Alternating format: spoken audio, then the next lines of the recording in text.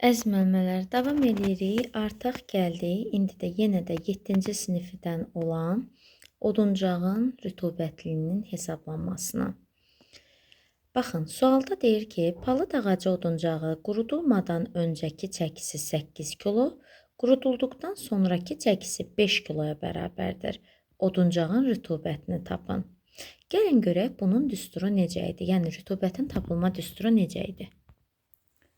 Deməli, müəllimələr, qurudulmadan əvvəlki və sonraki çəkilərin fərqini tapıb, buxarlanan neçə olduğunu bilirik.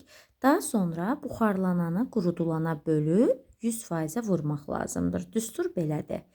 Bizim, deməli, qurudulmadan əvvəlkini istəyir bizdən. Qurudulmadan əvvəlki bizdə 8 idi. 8. Bu əvvəlkidir. Qurudulmadan əvvəlkidir. Qurudulmadan sonraki çəki isə 5-dir.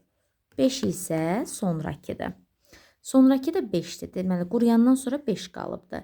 Biz bunların fərqini tapmalıyıq ki, bilək görək nə qədəri buxarlanıbdır. Fərqi deyirsə, riyaziyyatdan da bilirik ki, fərq nədə olur? Çıxmada olur. Deməli, 8-dən çıxırıq. Bircə dəqiqə. 8-dən çıxırıq 5-ini. O da eləyir 3.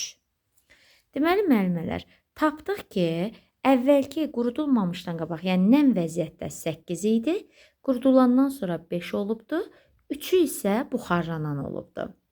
İndi bu düsturu yerinə qoyub tapmalıyıq. Tapdıq hamısını, buxarlananın da nə olduğunu tapdıq. Deyir ki, buxarlananın neçə olduğunu biləndən sonra buxarlananı qurudulana bölmək lazımdır. Bizdə buxarlanan neçə oldu? 3 oldu. 3-ü bölürük qurudulanımıza. Qurudulanımız neçə oldu bizim? 5-dir. Deməli, 3-ü bölürük 5-ə. O da bərabərdir. 0,6 eləyir. 3-ü 5-ə böldük, aldıq 0,6-nı. Amma sonra deyir axı, buxarlananı qurudulana bölüb 100%-ə vururuq. Yəni 0,6-nın da 100%-i eləyəcək 60%. Başa düşdükmü müəllimələr?